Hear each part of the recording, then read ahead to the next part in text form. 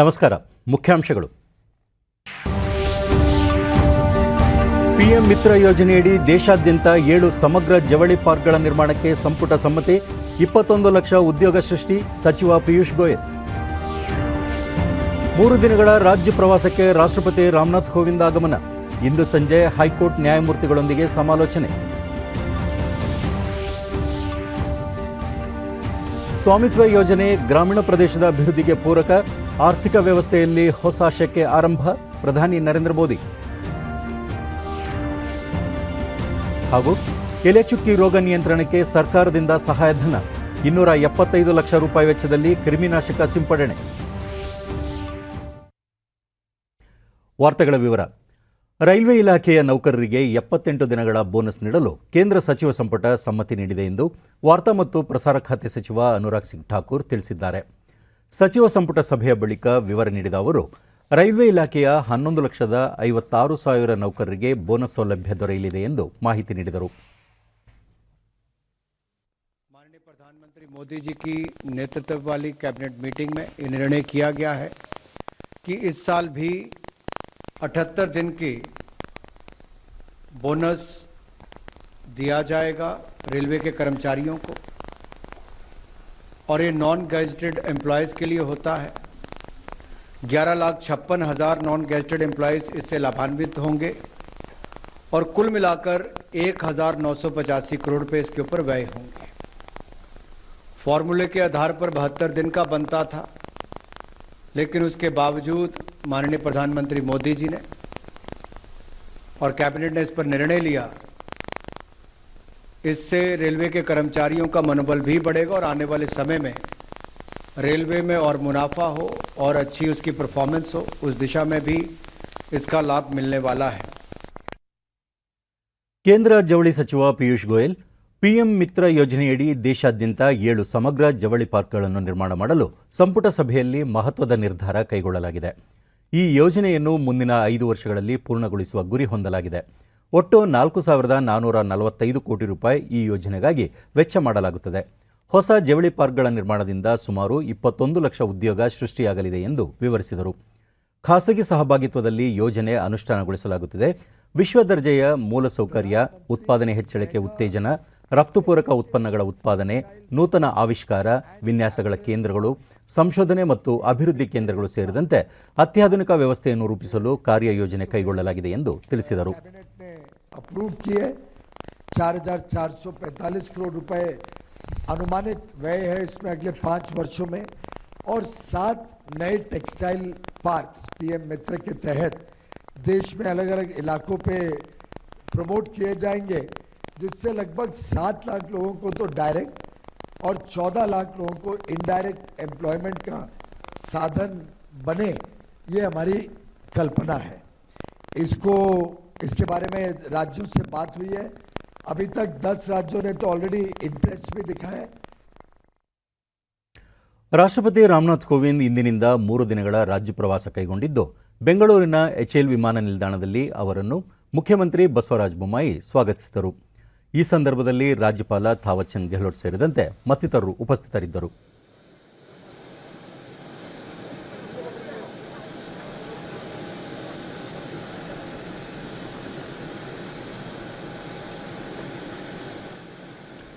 ಇಂದು ಸಂಜೆ ರಾಷ್ಟ್ರಪತಿಯವರು ರಾಜಭವನದಲ್ಲಿ ಕರ್ನಾಟಕ ಹೈಕೋರ್ಟ್ನ ನ್ಯಾಯಮೂರ್ತಿಗಳೊಂದಿಗೆ ಚಹಾಕೂಟದಲ್ಲಿ ಭಾಗಿಯಾಗಲಿದ್ದಾರೆ.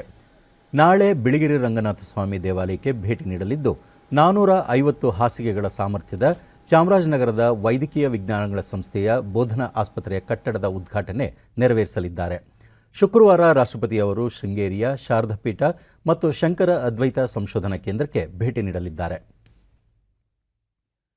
ಚಾಮರಾಜನಗರ ಜಿಲ್ಲೆಯಲ್ಲಿ ನಿರ್ಮಿಸಲಾಗಿರುವ 450 ಹಾಸಿಗೆಗಳ ನೂತನ ಸುಸಜ್ಜಿತ ಆಸ್ಪತ್ರೆಯನ್ನು ನಾಳೆ ರಾಷ್ಟ್ರಪತಿ ರಾಮನಾಥ್ ಕೋವಿಂದ್ ಅವರು ಉದ್ಘಾಟಿಸಲಿದ್ದು, ಸಿದ್ಧತೆಗಳು ಭರದಿಂದ ಸಾಗಿವೆ.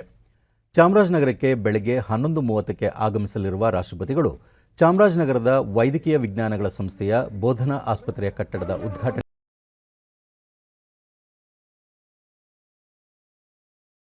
ಬಸವರಾಜ ಬೊಮ್ಮಾಯಿ, ಹಲವು ಸಚಿವರು, ಸಂಸದರು ಪಾಲ್ಗೊಳ್ಳಲಿದ್ದಾರೆ. ರಾಷ್ಟ್ರಪತಿ ಆಗಮನದ ಹಿನ್ನೆಲೆಯಲ್ಲಿ ವೇದಿಕೆ ನಿರ್ಮಾಣ ಕಾರ್ಯದ ಅಂತಿಮ ಸಿದ್ಧತೆಗಳು ನಡೆಯುತ್ತಿದ್ದು, ಅಗತ್ಯ ಭದ್ರತಾ ಕ್ರಮಗಳನ್ನು ಕೈಗೊಳ್ಳಲಾಗಿದೆ.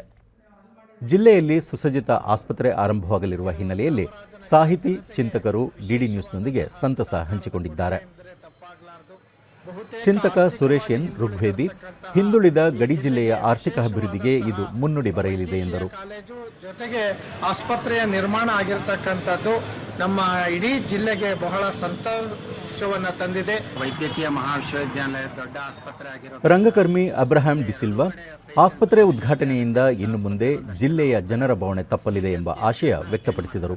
ಅಲ್ಲಿ ವಿಶೇಷ ತಜ್ಞರುಗಳಿರೋದ್ರಿಂದ ವೈದ್ಯಕೀಯ ಮಹಾವಿಶ್ವವಿದ್ಯಾಲಯದ ಆಸ್ಪತ್ರೆಯಲ್ಲಿ ಎಲ್ಲ ರೀತಿಯ ಪೇಷಂಟ್ಸ್ಗಳು ಅಪಘಾತ ಆಗಲಿ ಇನ್ನೊಂದಾಗಲಿ ಅಲ್ಲಿ ನೋಡುವಂಥದ್ದು ಅನೇಕ ಸೌಲಭ್ಯಗಳು ರೋಗಿಗಳಿಗೆ ಸಿಗೋ ಥರ ಆದರೆ ಇನ್ನೂ ಒಳ್ಳೆ ಬೆಳವಣಿಗೆ ಆಗುತ್ತೆ. ಆಮೇಲೆ ಜನರಲ್ ಆಸ್ಪತ್ರೆ ಸಾಹಿತಿ ವೆಂಕಟರಾಜು, ಜಿಲ್ಲೆಯಲ್ಲಿ ಸುಸಜ್ಜಿತ ಆಸ್ಪತ್ರೆ ಆರಂಭವಾಗುತ್ತಿರುವುದು ಜಿಲ್ಲಾಸ್ಪತ್ರೆಯ ಮೇಲಿನ ಒತ್ತಡ ಕಡಿಮೆಯಾಗಲಿದೆ ಎಂದರು. ಈಗ ಈ 21ನೇ ಇಸ್ವಿ ಹೊತ್ತಿಗೆ ಚಾಮರಾಜನಗರದಲ್ಲಿ ವೈದ್ಯಕೀಯ ಮಹಾವಿದ್ಯಾಲಯದ ದೊಡ್ಡ ಆಸ್ಪತ್ರೆ ಆಗಿದೆ.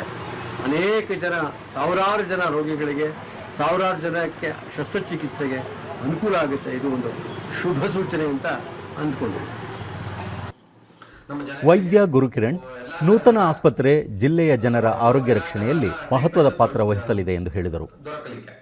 ಮುಂಚೆ ಏನ್ ಮಾಡ್ತಿದ್ರು, ಜನಗಳು ಇಲ್ಲಿಂದ ಮೈಸೂರಿಗೆ ಓಡಾಡ್ತಿದ್ರು, 60 ಕಿಲೋಮೀಟರ್ ದೂರಕ್ಕೆ ಓಡಾಡ್ತಿದ್ರು ಯಾವುದೇ ಒಂದು ಟ್ರೀಟ್ಮೆಂಟ್ಗೆ, ಸೂಪರ್ ಸ್ಪೆಷಾಲಿಟಿ ಟ್ರೀಟ್ಮೆಂಟ್ಸ್ಗೆ ಬೇಕಾಗಿತ್ತು. ಅದಕ್ಕೋಸ್ಕರ ಈಗ ಇಲ್ಲೇ ಆಗಿರೋದು ನಮ್ಮ ಚಾಮರಾಜನಗರ ಜನತೆಗೆ ಬಹಳ ಅನುಕೂಲ ಹಾಗೂ ಬಹಳ ಒಂದು ಸಹಾಯಕಾರಿಯಾಗಿದೆ. ಇದು ಒಳ್ಳೆ ಮೂವ್ ಮಾಡಿದ್ದಾರೆ ನಮ್ಮ ಗವರ್ಮೆಂಟ್ ಆಫ್ ಕರ್ನಾಟಕ ಇಂದ. ಹಾಗಾಗಿ ಇಲ್ಲಿರತಕ್ಕಂಥ ಜನತೆ ಇದನ್ನ ಸದುಪಯೋಗ ಪಡಿಸ್ಕೋಬೇಕು. ಕೇಂದ್ರ ಸರ್ಕಾರದ ಮಹತ್ವಾಕಾಂಕ್ಷೆಯ ಸ್ವಾಮಿತ್ವ ಯೋಜನೆಯ ಫಲಾನುಭವಿಗಳಿಗೆ ಪ್ರಧಾನಿ ನರೇಂದ್ರ ಮೋದಿ ಅವರಿಂದು ವರ್ಚುವಲ್ ವೇದಿಕೆಯಲ್ಲಿ ಭೂಮಿ ಹಕ್ಕುಗಳ ದಾಖಲೆಗಳ ಪತ್ರಗಳನ್ನು ವಿತರಿಸಿದರು.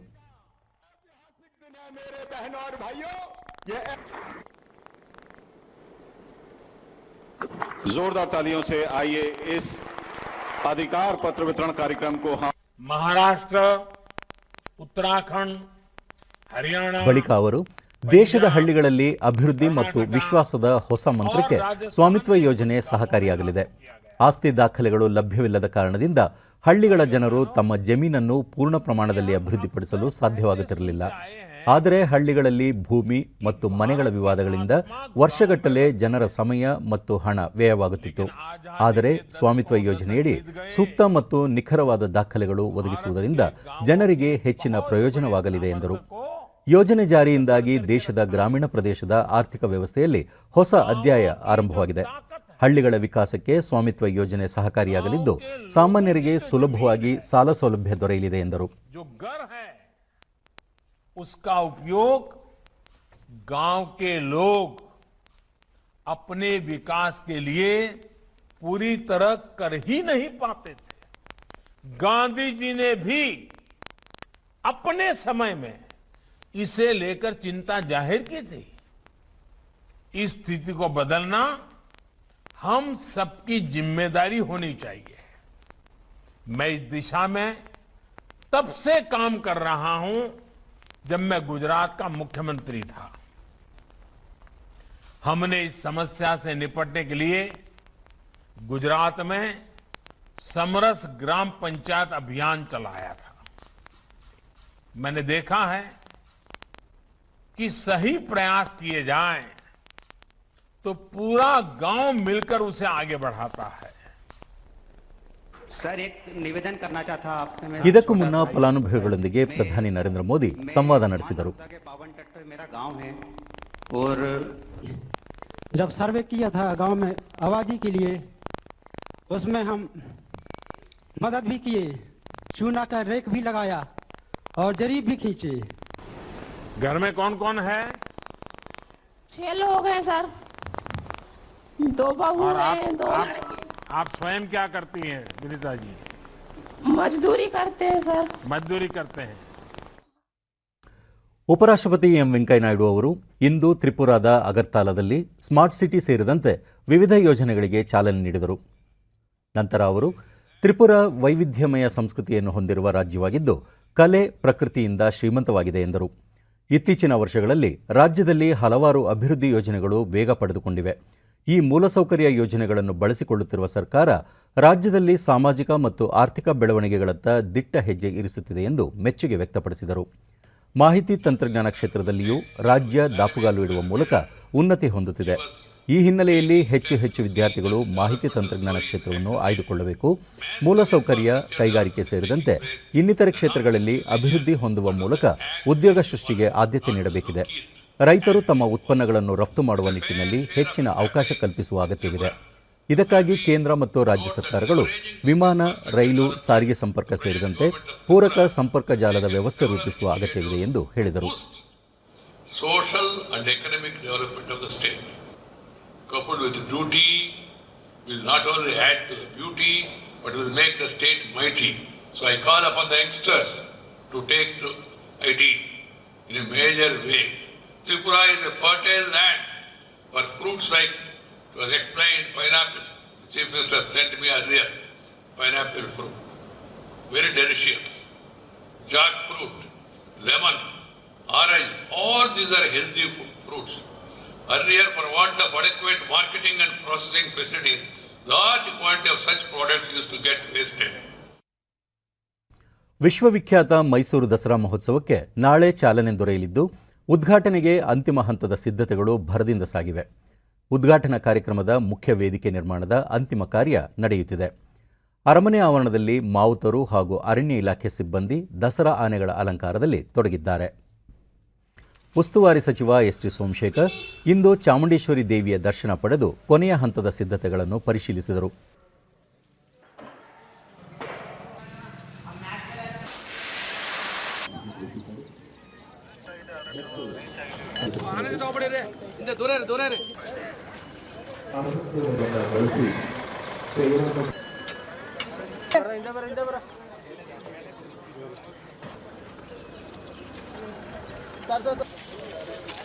ಸಿದ್ಧತೆ ಅಂತಿಮ ಘಟ್ಟಕ್ಕೆ ಬಳಿಕ ಅವರು ಕೋವಿಡ್ ಹಿನ್ನೆಲೆಯಲ್ಲಿ ಈ ವರ್ಷವೂ ಸರಳ ಸಾಂಪ್ರದಾಯಿಕ ಉತ್ಸವ ಹಮ್ಮಿಕೊಳ್ಳಲಾಗಿದೆ.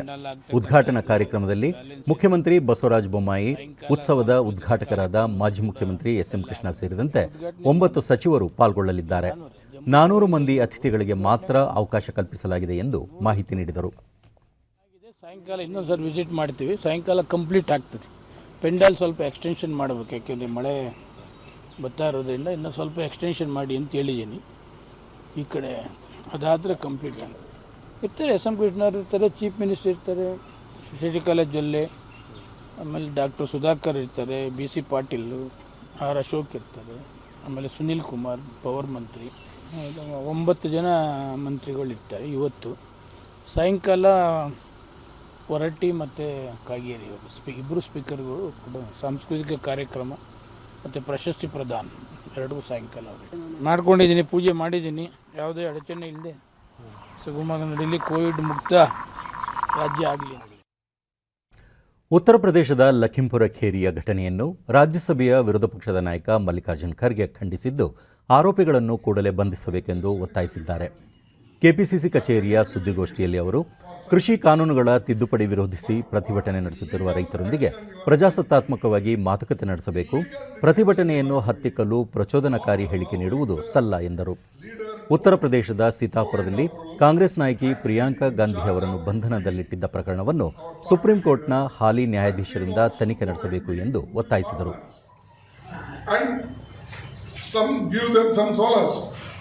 Why you are detaining? You arrest the culprits. And why you are without warrant detaining our leader? That is the question. Giving compensation, is it enough? You killing intentionally. Udupi, Dakshina Kannada, Uttara Kannada, Chikkamagaluru, Shivamogga ಸೇರಿದಂತೆ ವಿವಿಧ ಜಿಲ್ಲೆಗಳನ್ನು ಬಾಧಿಸುತ್ತಿರುವ ಎಲೆಚುಕ್ಕಿ ರೋಗ ನಿಯಂತ್ರಣಕ್ಕೆ ರಾಜ್ಯ ಸರ್ಕಾರ ಸಹಾಯಧನ ಘೋಷಣೆ ಮಾಡಿದೆ. ಶಿವಮೊಗ್ಗದ ಕೃಷಿ ವಿಶ್ವವಿದ್ಯಾಲಯ, ಕಾಸರಗೋಡಿನ ಕೇಂದ್ರ ತೋಟಗಾರಿಕಾ ಬೆಳೆಗಳ ಸಂಶೋಧನಾ ಸಂಸ್ಥೆ CPRIನ ವಿಜ್ಞಾನಿಗಳನ್ನೊಳಗೊಂಡ ತಂಡ ರೈತರ ತಾಕುಗಳಿಗೆ ಭೇಟಿ ನೀಡಿ ಪರಿಶೀಲನೆ ನಡೆಸಿದ್ದು, ನಿಯಂತ್ರಣ ಕ್ರಮಗಳ ಬಗ್ಗೆ ಮಾಹಿತಿ ನೀಡಿದೆ. ಅದರ ಪ್ರಕಾರ ಶಿಲೀಂಧ್ರ ನಾಶಕಗಳನ್ನು ಸಿಂಪಡಣೆ, ಕೀಟ ಮತ್ತು ರೋಗಗಳ ಸಮಗ್ರ ನಿಯಂತ್ರಣ ಯೋಜನೆಯಡಿ ಒದಗಿಸುತ್ತಿರುವ ಸಹಾಯಧನದ ಬಗ್ಗೆ ಅಧಿಕೃತ ಪ್ರಕಟಣೆ ಹೊರಡಿಸಿದೆ. ಪರಿಶಿಷ್ಟ ಜಾತಿ ಮತ್ತು ಪಂಗಡದ ರೈತರಿಗೆ ಘಟಕ ವೆಚ್ಚದ 90%, ಸಾಮಾನ್ಯ ವರ್ಗದ ರೈತರಿಗೆ 75% ಸಹಾಯಧನವನ್ನು ನೀಡಲಾಗುತ್ತಿದೆ. ಕೀಟನಾಶಕಗಳ ಸಿಂಪಡಣೆ ವೆಚ್ಚವನ್ನು ರೈತರೇ ಭರಿಸಬೇಕಿದೆ. ಕರಾವಳಿ ಹಾಗೂ ಮಲೆನಾಡು ಭಾಗದಲ್ಲಿ 6,800 ಹೆಕ್ಟೇರ್ ಪ್ರದೇಶದ ಅಡಿಕೆ ತೋಟಗಳಿಗೆ ಎಲೆಚುಕ್ಕಿ ರೋಗ ಬಾಧಿಸುತ್ತಿದ್ದು, ಇದರ ಹತೋಟಿಗೆ 275 ಲಕ್ಷ ರೂಪಾಯಿ ವೆಚ್ಚವಾಗುವ ಅಂದಾಜು ಮಾಡಲಾಗಿದೆ ಎಂದು ತೋಟಗಾರಿಕೆ ಇಲಾಖೆ ಪ್ರಕಟಣೆಯಲ್ಲಿ ತಿಳಿಸಿದೆ. ರಾಜ್ಯ ಸರ್ಕಾರದ ಈ ನಿರ್ಧಾರವನ್ನು ಗೃಹ ಸಚಿವ ಆರಗ ಜ್ಞಾನೇಂದ್ರ ಸ್ವಾಗತಿಸಿದ್ದಾರೆ. ಆರ್ಥಿಕ ಬೆಳೆಗಾರರಿಗೆ ಇದರಿಂದ ಸಹಾಯವಾಗಲಿದೆ ಎಂದು ಅವರು ವಿಶ್ವಾಸ ವ್ಯಕ್ತಪಡಿಸಿದ್ದಾರೆ.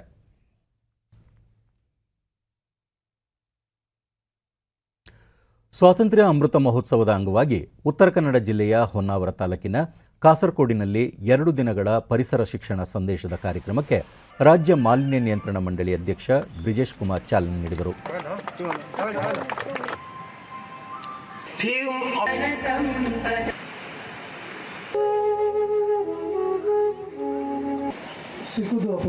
ಬಳಿಕ ಅವರು ದೇಶದ ಅತಿ ಸುಂದರ ಕಡಲ ತೀರದಲ್ಲಿ ಸ್ವಚ್ಛತೆ ಕಾಪಾಡಿಕೊಂಡು ಬರಲಾಗಿದೆ, ಶುಚಿತ್ವವೇ ಪ್ರವಾಸಿಗರನ್ನು ಸೆಳೆಯಲಿದೆ ಎಂದರು. ಅಷ್ಟು ಒಳ್ಳೆಯದಾಗಿ ನೀವು ಮೇಂಟೈನ್ ಮಾಡ್ಕೊಂಡಿದ್ದೀರಿ.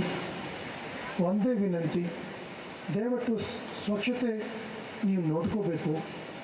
ಹೆಸರು ಮತ್ತು ಆದಾಯ ಮತ್ತು ತಮಗೆ ಖ್ಯಾತಿ ತಾನೇ ಬರುತ್ತೆ. ಇದರಲ್ಲಿ ಯಾವ್ದು ಕಂಡೀಷನ್ಸ್ ಇದೆ, ಇದು ಇಂಟರ್ನ್ಯಾಷನಲ್ ಲೆವೆಲಲ್ಲಿ ಸಿಗಬೇಕಾಗಿರೋ ಒಂದು ರೆಕಗ್ನಿಷನ್ ಇರುವುದರಿಂದ ವಿಚಾರನೂ ಕೂಡ ಆಲೋಚನೆ ಮಾಡಿನೇ ಅವರು ಒಂದು ರೆಕಗ್ನಿಷನ್ ಅನ್ನು ಕೊಡ್ತಾರೆ.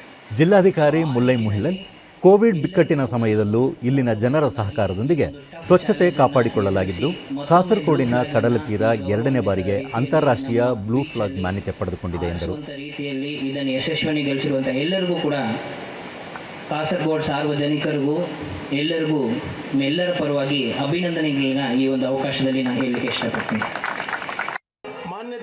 ಇದೇ ಸಂದರ್ಭದಲ್ಲಿ ಪರಿಸರ ವಿಜ್ಞಾನಿ ಡಾಕ್ಟರ್ MD ಸುಭಾಷ್ ಚಂದ್ರನ್ ಅವರನ್ನು ಸನ್ಮಾನಿಸಲಾಯಿತು. ಕಲಾವಿದರು ದೇಶಭಕ್ತಿ ಬಿಂಬಿಸುವ ಕಾರ್ಯಕ್ರಮ ಪ್ರದರ್ಶಿಸಿದರು. ನಂತರ ಸುದ್ದಿಗಾರರೊಂದಿಗೆ ಬ್ರಿಜೇಶ್ ಕುಮಾರ್ ಬಂದರು ನಿರ್ಮಾಣ ವಿರೋಧಿಸಿ ಸ್ಥಳೀಯ ಮೀನುಗಾರರು ನೀಡಿರುವ ಮನವಿಗೆ ಪರಿಹಾರ ಕಂಡುಕೊಳ್ಳುವ ಬಗ್ಗೆ ಚರ್ಚಿಸಲಾಗುವುದು. ಪರಿಸರ ಮಂಡಳಿ 3 ವರ್ಷಗಳ ಹಿಂದೆಯೇ ನಿರಾಪೇಕ್ಷಣ ಪತ್ರ ನೀಡಿದ್ದು, ಕಾನೂನಿನ ಚೌಕಟ್ಟಿನಲ್ಲಿ ಸಾಧ್ಯವಾಗುವ ಕ್ರಮಗಳ ಬಗ್ಗೆ ಪರಿಶೀಲಿಸುವುದಾಗಿ ಹೇಳಿದರು. ಈಗ ವಾಪಸ್ ಹೋಗಿ ಬದಲಾವಣೆ ಮಾಡೋದು ಅಥವಾ ತೆಗೆಯೋದು ಅಷ್ಟು ಸುಲಭಕರಲ್ಲ. ಆದಷ್ಟು ಮೀನುಗಾರಿಕೆ ಮಾಡುವವರು ಏನು ಮನವಿ ಕೊಟ್ಟಿದ್ದಾರೆ ಅದು ಪರಿಹಾರಾತ್ಮಕ ಏನೇನು ನಾವು ಮಾಡಬಹುದು ಅದು ಒಂದು ಯೋಚನೆ ಮಾಡಿ ಏನಾದರೂ ಪೂರಕವಾಗಿ ಏನಾದರೂ ನಾವು ಬಯೋಡೈವರ್ಸಿಟಿ ಬೋರ್ಡ್ ಆಗಲಿ ಅಥವಾ ಬೇರೆ ಕಡೆಯಿಂದ ಏನಾದರೂ ಕೆಲಸ ಮಾಡೋಕ್ಕೆ ಸಾಧ್ಯತೆ ಇದೆ. ಅದು ಒಂದು ಫಸ್ಟ್ ನೋಡ್. ಕೇಂದ್ರ ಸಾರಿಗೆ ಮತ್ತು ಹೆದ್ದಾರಿಗಳ ಸಚಿವಾಲಯವು ವಾಹನ ಗುಜರಿ ನೀತಿಯ ಅಧಿಸೂಚನೆಯನ್ನು ಹೊರಡಿಸಿದೆ. ಈ ನೀತಿ ಅನ್ವಯ ವಾಹನ ಮಾಲೀಕರು ತಮ್ಮ 15 ವರ್ಷಕ್ಕಿಂತ ಹಳೆಯದಾದ ದುಬಾರಿ ನಿರ್ವಹಣಾ ಮತ್ತು ಹೆಚ್ಚು ಇಂಧನ ಬಳಕೆಯ ವಾಹನಗಳು, ಪರಿಸರ ಮಾಲಿನ್ಯ ಉಂಟುಮಾಡುವ ವಾಹನಗಳನ್ನು ಗುಜರಿಗೆ ಹಾಕುವ ಮೂಲಕ ಹಲವು ಸೌಲಭ್ಯಗಳನ್ನು ನೀಡಲಾಗುತ್ತದೆ. ಹಳೆಯ ವಾಹನವನ್ನು ಗುಜರಿಗೆ ಹಾಕುವ ಸಂದರ್ಭದಲ್ಲಿ ಪ್ರಮಾಣಪತ್ರವನ್ನು ನೀಡಲಾಗುತ್ತದೆ. ವಾಹನವನ್ನು ಗುಜರಿಗೆ ಹಾಕಿದ ಮಾಲೀಕರು ಹೊಸ ವಾಹನ ಖರೀದಿಸುವಾಗ ನೋಂದಣಿ ಶುಲ್ಕ ಪಾವತಿಸುವ ಅಗತ್ಯವಿರುವುದಿಲ್ಲ. ಅಲ್ಲದೆ ರಸ್ತೆ ತೆರಿಗೆಯಲ್ಲಿ ರಿಯಾಯಿತಿಯ ಸೌಲಭ್ಯವೂ ದೊರೆಯಲಿದೆ ಎಂದು ಸಚಿವಾಲಯ ತಿಳಿಸಿದೆ. ಅಲ್ಲದೆ ವಾಹನ ಮಾಲೀಕರು ಹಳೆಯ ವಾಹನದ ನಿರ್ವಹಣೆ ವೆಚ್ಚ ಮತ್ತು ಇಂಧನ ದಕ್ಷತೆಯ ಮೇಲಿನ ಹಣವನ್ನು ಉಳಿತಾಯ ಮಾಡಲಿದ್ದಾರೆ ಎಂದು ಸಚಿವಾಲಯ ಹೇಳಿದೆ. ಮುಂದಿನ ವರ್ಷದ ಏಪ್ರಿಲ್ 1ರಿಂದ 15 ವರ್ಷಕ್ಕಿಂತ ಹಳೆಯದಾದ ವಾಹನದ ಪರವಾನಗಿಯನ್ನು ಪುನರ್ ನವೀಕರಣಗೊಳಿಸಲು 5,000 ರೂಪಾಯಿಗಳ ಶುಲ್ಕ ಪಾವತಿಸಬೇಕಾಗುತ್ತದೆ ಮತ್ತು ಹೊಸ ವಾಹನದ ನೋಂದಣಿಗೆ ಕೇವಲ 600 ರೂಪಾಯಿ ಶುಲ್ಕ ವಿಧಿಸಲಾಗುತ್ತದೆ. ಅದೇ ರೀತಿ 15 ವರ್ಷದಷ್ಟು ಹಳೆಯದಾದ ದ್ವಿಚಕ್ರ ವಾಹನದ ಪರವಾನಗಿಯನ್ನು ನವೀಕರಿಸಲು 1,000 ರೂಪಾಯಿ ಪಾವತಿಸಬೇಕಿದ್ದು, ಹೊಸ ದ್ವಿಚಕ್ರ ವಾಹನದ ನೋಂದಣಿಗೆ ಕೇವಲ 300 ರೂಪಾಯಿ ಪಾವತಿಸಬೇಕು ಎಂದು ಸಚಿವಾಲಯ ತಿಳಿಸಿದೆ. ರೈಲು ನಿಲ್ದಾಣಗಳಲ್ಲಿ ಅಪರಾಧ ಪ್ರಕರಣಗಳಿಗೆ ಕಡಿವಾಣ ಹಾಕಲು ಭಾರತೀಯ ನೈಋತ್ಯ ರೈಲ್ವೆ ವಿಭಾಗ ಹೆಚ್ಚಿನ ಸುರಕ್ಷತಾ ಕ್ರಮಕ್ಕೆ ಮುಂದಾಗಿದೆ. ಬೆಂಗಳೂರಿನ ಕ್ರಾಂತಿವೀರ ಸಂಗೊಳ್ಳಿ ರಾಯಣ್ಣ ರೈಲು ನಿಲ್ದಾಣದಲ್ಲಿ ದೇಶದಲ್ಲೇ ಮೊಟ್ಟ ಮೊದಲ FRS ಮುಖಚೆಹರೆ ಗುರುತಿಸುವ ನಿಗಾ ವ್ಯವಸ್ಥೆಯನ್ನು ಜಾರಿಗೊಳಿಸಲಾಗಿದೆ. ಭಾರತೀಯ ರೈಲ್ವೆ ಪೊಲೀಸ್ ಹಾಗೂ ರೈಲ್ವೆ ಸುರಕ್ಷತಾ ದಳ ಜಂಟಿಯಾಗಿ ಮುಖಚೆಹರೆಯ ಮೂಲಕ ವಿವಿಧ ಅಪರಾಧ ಚಟುವಟಿಕೆಗಳನ್ನು ಪತ್ತೆ ಹಚ್ಚುವ ಸುರಕ್ಷತಾ ವ್ಯವಸ್ಥೆಯನ್ನು ಜಾರಿಗೊಳಿಸಿವೆ. ಮಾದಕ ವಸ್ತು ಕಳ್ಳಸಾಗಣೆ, ಭಯೋತ್ಪಾದನೆ, ಮಕ್ಕಳ ಅಪಹರಣ ಇತ್ಯಾದಿ ಅಪರಾಧ ಪ್ರಕರಣಗಳ ನಿಯಂತ್ರಣ, ಸಮಾಜಘಾತುಕ ಶಕ್ತಿಗಳ ಚಲನವಲನ ಮುಖಚಹರೆ ಪತ್ತೆ ಹಚ್ಚುವ ನಿಗಾ ವ್ಯವಸ್ಥೆ ಇದಾಗಿದೆ. ಯೋಜನೆಯಡಿ ನಿಲ್ದಾಣದಾದ್ಯಂತ 150ಕ್ಕೂ ಅಧಿಕ HD CC ಕ್ಯಾಮೆರಾಗಳನ್ನು ಅಳವಡಿಸಲಾಗಿದೆ. ರೈಲ್ವೆ ಸೈಬರ್ ಪೊಲೀಸರು ದಿನದ 24 ಗಂಟೆಯೂ ನಿಲ್ದಾಣಕ್ಕೆ ಬಂದು ಹೋಗುವವರ ಚಟುವಟಿಕೆಗಳನ್ನು ಗಮನಿಸಲಿದ್ದಾರೆ. ಅನುಮಾನಾಸ್ಪದ ಚಲನವಲನದ ವ್ಯಕ್ತಿಗಳನ್ನು ಪತ್ತೆ ಮಾಡಿ ಹೆಚ್ಚಿನ ವಿಚಾರಣೆಗೆ ಒಳಪಡಿಸಲಿದ್ದಾರೆ. ಡಿಡಿ ನ್ಯೂಸ್ನೊಂದಿಗೆ ನೈಋತ್ಯ ರೈಲ್ವೆ ವಲಯದ ಬೆಂಗಳೂರು ಪ್ರಧಾನ ವ್ಯವಸ್ಥಾಪಕ ಶ್ಯಾಮ್ ಸಿಂಗ್ ಕೃತಕ ಬುದ್ಧಿಮತ್ತೆ FRS ತಂತ್ರಜ್ಞಾನವನ್ನು ಬೆಂಗಳೂರು ನಿಲ್ದಾಣದಲ್ಲಿ ಮೊದಲ ಬಾರಿಗೆ ಜಾರಿಗೊಳಿಸಲಾಗಿದೆ ಎಂದು ಮಾಹಿತಿ ನೀಡಿದರು. That this can recognize even the person with mustache, with beard, or with goggles, cap, even with the mask. Even the person in the veil can be recognized on the system. ನೈಋತ್ಯ railway ವಲಯದ ಪ್ರಧಾನ ಮುಖ್ಯ ಭದ್ರತಾ ಆಯುಕ್ತ ಅಲೋಕ್ ಕುಮಾರ್ 2019ರಿಂದ ಪ್ರಾಯೋಗಿಕವಾಗಿ ಜಾರಿಗೊಳಿಸಲಾಗಿರುವ ಈ ನಿಗಾ ವ್ಯವಸ್ಥೆಯು ಯಶಸ್ವಿಯಾಗಿದೆ. ದೇಶದ ಇತರೆ ನಿಲ್ದಾಣಗಳಲ್ಲೂ ಈ ಸೌಲಭ್ಯ ಕಲ್ಪಿಸಲು ನಿರ್ಧರಿಸಲಾಗಿದೆ ಎಂದರು. Traditional system that is operational with mask or with cap or with some facial coverage, it is difficult to identify the person. Whereas this present system is able to detect. ಆಧುನಿಕತೆ ಮತ್ತು ಜಾಗತೀಕರಣದ ಪ್ರಭಾವಕ್ಕೆ ಸಿಲುಕಿ ಸ್ಥಳೀಯ ಸಾಂಪ್ರದಾಯಿಕ ಕೌಶಲ್ಯಾಧಾರಿತ ಉದ್ಯೋಗಗಳು ನೇಪಥ್ಯಕ್ಕೆ ಸರಿಯುತ್ತಿರುವ ನಡುವೆಯೂ ಗ್ರಾಮೀಣ ಉದ್ಯೋಗಗಳು ಇನ್ನೂ ಜೀವಂತವಾಗಿವೆ. ಇದಕ್ಕೆ ಸಾಕ್ಷಿಯಾಗಿರುವಂತೆ ಚಿಕ್ಕಬಳ್ಳಾಪುರ ಜಿಲ್ಲೆಯ ಬಾಗೇಪಲ್ಲಿ ತಾಲೂಕಿನ ಬೋಯಿಪಲ್ಲಿ ಗ್ರಾಮದಲ್ಲಿ ವೆಂಕಟರಮಣ ಕರಕುಶಲ ಕುಟುಂಬ ನೇಯ್ಗೆ ಕಲೆಯನ್ನು ಸಿದ್ಧಿಸಿಕೊಂಡಿದೆ. ಈ ಕುರಿತು ಒಂದು ವರದಿ. ಬರಪೀಡಿತ ಚಿಕ್ಕಬಳ್ಳಾಪುರ ಜಿಲ್ಲೆಯ ಅತ್ಯಂತ ಹಿಂದುಳಿದ ತಾಲೂಕುಗಳಲ್ಲಿ ಒಂದಾದ ಬಾಗೇಪಲ್ಲಿ ತಾಲೂಕಿನ ಬೋಯಿಪಲ್ಲಿ ಗ್ರಾಮದಲ್ಲಿ ವೆಂಕಟರಮಣ ತಮ್ಮ ಜೀವನೋಪಾಯಕ್ಕೆ ನೇಯ್ಗೆ ವೃತ್ತಿಯನ್ನು ಅಳವಡಿಸಿಕೊಂಡಿದ್ದು ಹಲವು ಶತಮಾನಗಳ ಕೌಶಲ್ಯವನ್ನು ಜೀವಂತವಾಗಿರಿಸಿಕೊಂಡು ಬರುತ್ತಿದ್ದಾರೆ.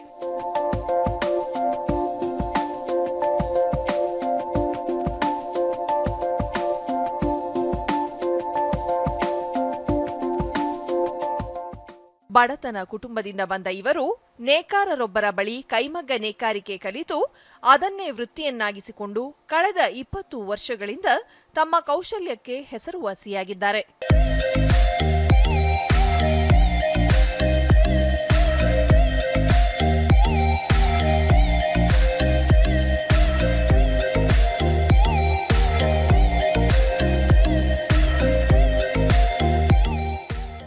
ಧರ್ಮಾವರಂ, ಬೆಂಗಳೂರು ಗ್ರಾಮಾಂತರ ಜಿಲ್ಲೆಯ ವಿಜಯಪುರ ಮತ್ತಿತರೆಡೆ ದಿನದ ಕೂಲಿಗಾಗಿ ದುಡಿಯುತ್ತಿದ್ದ ಇವರು ಹೊಸ ವಿನ್ಯಾಸ ಹಾಗೂ ವಿಭಿನ್ನ ಮಾದರಿ ರೇಷ್ಮೆ ಸೀರೆ ನೇಯ್ಗೆ ಮಾಡುವ ಮೂಲಕ ಖ್ಯಾತಿ ಪಡೆದಿದ್ದಾರೆ.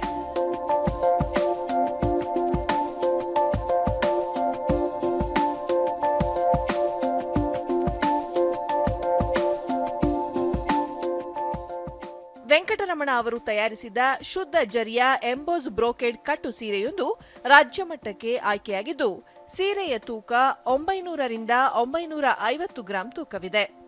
ಈ ಸೀರೆಗೆ ರಾಜ್ಯ ಕೈಮಗ್ಗ ಮತ್ತು ಜವಳಿ ಇಲಾಖೆ 2021ನೇ ಸಾಲಿನಲ್ಲಿ ರಾಜ್ಯ ಮಟ್ಟದ ಪ್ರಶಸ್ತಿ ನೀಡಿದೆ.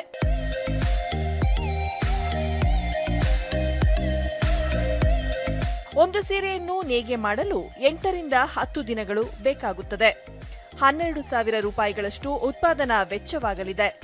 ಮಾರುಕಟ್ಟೆಯಲ್ಲಿ 20,000 ಆಸುಪಾಸಿಗೆ ಮಾರಾಟ ಮಾಡಲಾಗುತ್ತಿದೆ. ಡಿಡಿ ನ್ಯೂಸ್ನೊಂದಿಗೆ ವೆಂಕಟರಮಣ 20 ವರ್ಷಗಳಿಂದ ಕೈಮಗ್ಗ ಕೆಲಸದಲ್ಲಿ ತೊಡಗಿಸಿಕೊಂಡಿದ್ದು ರೇಷ್ಮೆ ವಿಭಾಗದಲ್ಲಿ ಪ್ರಶಸ್ತಿ ಬಂದಿರುವುದು ಸಂತಸದ ವಿಚಾರ. ಬ್ರೋಕೆಡ್ ಕಟ್ಟು ರೇಷ್ಮೆ ಸೀರೆಯನ್ನು ನೇಯ್ಗೆ ಮಾಡಿ ಧರ್ಮಾವರಂ, ಬೆಂಗಳೂರು ಮತ್ತು ಹೈದರಾಬಾದಿನ ವ್ಯಾಪಾರ ಮಾಡುತ್ತೇನೆ ಎಂದು ತಿಳಿಸಿದರು.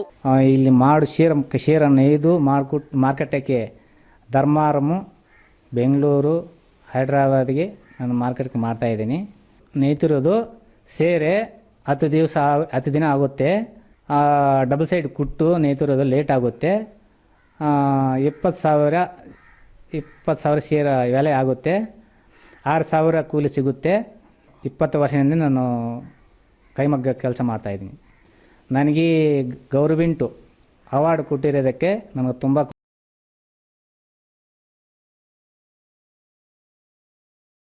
ಉತ್ತಮ ಕೌಶಲ್ಯದಿಂದ ಕೂಡಿರುವ ಉತ್ಪನ್ನ ತಯಾರಿಸುವವರನ್ನು ಗುರುತಿಸಿ ರಾಜ್ಯ ಮಟ್ಟದ ಪ್ರಶಸ್ತಿಗೆ ಆಯ್ಕೆ ಮಾಡಲಾಗುವುದು.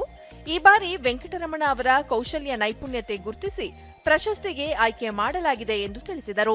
ಯಾರು ಕೈಮಗ್ಗ ನೇಕಾರಿಕೆಯಲ್ಲಿ ಒಂದು ಉತ್ತಮ ಕೌಶಲ್ಯದಿಂದ ಕೂಡಿರತಕ್ಕಂಥ ಉತ್ಪನ್ನಗಳನ್ನ ಯಾರು ತಯಾರು ಮಾಡ್ತಾರೆ ಮತ್ತು ಕೈಮಗ್ಗ ಕ್ಷೇತ್ರದಲ್ಲಿ ವಿಶಿಷ್ಟ ಸೇವೆಯನ್ನು ಮಾಡಿರ್ತಕ್ಕಂಥ ನೇಕಾರರನ್ನು ಗುರುತಿಸಿ ಅವರಿಗೆ ಒಂದು ರಾಜ್ಯ ಪ್ರಶಸ್ತಿಯನ್ನು ಕೊಡತಕ್ಕಂಥ ಒಂದು ಯೋಜನೆ ಇದೆ.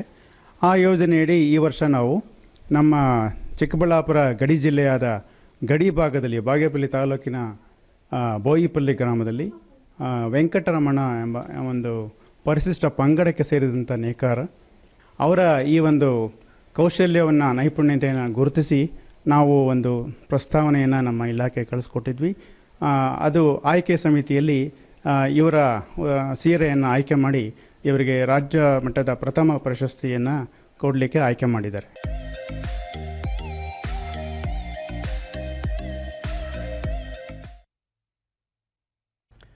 ಕೊನೆಯಲ್ಲಿ ಮತ್ತೊಮ್ಮೆ ಮುಖ್ಯಾಂಶಗಳು. ಪಿಎಂ ಮಿತ್ರ ಯೋಜನೆಯಡಿ ದೇಶಾದ್ಯಂತ 7 ಸಮಗ್ರ ಜವಳಿ ಪಾರ್ಕ್ಗಳ ನಿರ್ಮಾಣಕ್ಕೆ ಸಂಪುಟ ಸಮ್ಮತಿ. 21 ಲಕ್ಷ ಉದ್ಯೋಗ ಸೃಷ್ಟಿ. ಸಚಿವ ಪಿಯೂಷ್ ಗೋಯಲ್. 3 ದಿನಗಳ ರಾಜ್ಯ ಪ್ರವಾಸಕ್ಕೆ ರಾಷ್ಟ್ರಪತಿ ರಾಮನಾಥ್ ಕೋವಿಂದ್ ಆಗಮನ. ಇಂದು ಸಂಜೆ ಹೈಕೋರ್ಟ್ ನ್ಯಾಯಮೂರ್ತಿಗಳೊಂದಿಗೆ ಸಮಾಲೋಚನೆ.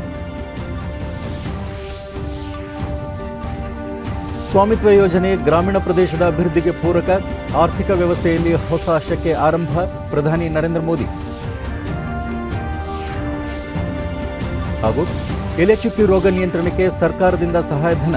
275 ಲಕ್ಷ ರೂಪಾಯಿ ವೆಚ್ಚದಲ್ಲಿ ಕ್ರಿಮಿನಾಶಕ ಸಿಂಪಡಣೆ. ನಮ್ಮ ವಾರ್ತಾ ಪ್ರಸಾರವನ್ನು ನೀವು ಡಿಡಿ ಚಂದನ ನ್ಯೂಸ್ ಯೂಟ್ಯೂಬ್ ಚಾನೆಲ್ನಲ್ಲೂ ವೀಕ್ಷಿಸಬಹುದು. ವ್ಯಕ್ತಿಗತ ಅಂತರ ಕಾಪಾಡಿಕೊಳ್ಳುವುದರೊಂದಿಗೆ ನೀವು ಸುರಕ್ಷಿತವಾಗಿರಿ, ನಿಮ್ಮವರನ್ನು ಸುರಕ್ಷಿತವಾಗಿರಿಸಿ. ನೈರ್ಮಲ್ಯಕ್ಕೆ ಆದ್ಯತೆ ನೀಡುವುದರ ಜೊತೆಗೆ ಕೋವಿಡ್-19 ಮಾರ್ಗಸೂಚಿಗಳನ್ನು ತಪ್ಪದೆ ಪಾಲಿಸಿ. ನಮ್ಮ ಮುಂದಿನ ವಾರ್ತಾ ಪ್ರಸಾರ ಸಂಜೆ 7 ಗಂಟೆಗೆ. ನಮಸ್ಕಾರ.